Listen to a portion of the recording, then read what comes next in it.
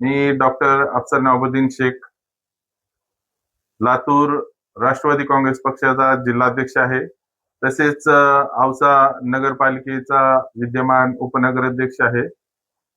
मी या विधान परिषद निवडणूक 2026 धाराशिव, लातूर आणि बीड या निमित्तानं मी आपल्या सर्व राष्ट्रवादी काँग्रेस पक्षाच्या मतदारांना या ठिकाणी नम्र विनंती करतो की येणाऱ्या 18 तारखेला आपण माननीय माजी मंत्री आणि माजी आमदार आणि महायुतीचे नेते माननीय बसवराजजी पाटील साहेब यांना क्रमांक 1 हे टाकून आपण मतदान करून त्यांना आशीर्वाद द्यावा. आणि मी गेल्या 10 वर्षापासून ते औसा विधानसभेचे आमदार असल्याने मी सातत्यानं आणि मी त्यावेळेस नगराध्यक्ष असल्याने मी त्यांच्या संपर्कात राहून त्यांचा सहवास या ठिकाणी मला लाभलेला आहे.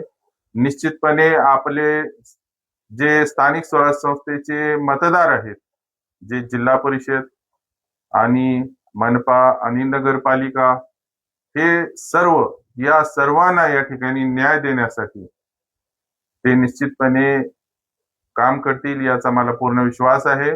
आणि गेल्या 25 वर्षापासून मी नगरपालिकेमध्ये स्थानिक स्वराज्य संस्थेमध्ये मी सदा काम करत आहे आणि 4 वेळा नगराध्यक्ष राहिलेला आहे. आणि या निमित्तानं मला स्थानिक स्वराज्य संस्थेचे जे मागच्या टर्म मध्ये आमदार होऊन गेलेले आहेत आणि त्यांची कार्यप्रणाली आहे ते बघता मी या ठिकाणी मी आपल्या सर्वांना एक आश्वस्त करू इच्छितो की निश्चितपणे या पदाला आणि आपल्या ज्या स्थानिक स्वराज्य संस्थेच्या अडचणी असतात ते निश्चितपणे ते मार्गी लावण्याचं काम माननीय नेते बसवराजजी पाटील साहेब करतील.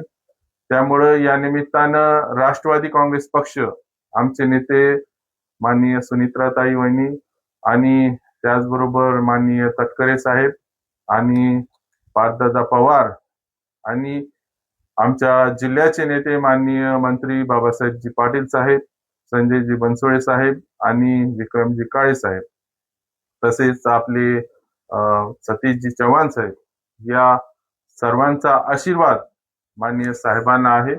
त्यामुळं राष्ट्रवादी काँग्रेस पक्षाचे आमचे जे सर्व या मतदारसंघातील तसेच धाराशिव आणि बीड जिल्ह्यातील सर्व मतदारांना या ठिकाणी या निमित्तानं मी नम्रपणे विनंती करतो की आपण माननीय बसवराजजी पाटील साहेब यांना आपण मतदान रूपी आशीर्वाद द्यावे. आणि मतदान करताना जी काळजी घेणं आवश्यक आहे की नंबर्स आपण व्यवस्थित टाकलं पाहिजे आणि नंबर मध्ये आपण या संबंधी आमचं डिटेल पॉम्पलेट सुद्धा आपल्याकडे येईल. क्रमांक 1 मतदान आपण त्यांना देऊन आपली महायुती भक्कम करावी असं आवाहन या निमित्तानं मी करतो. धन्यवाद.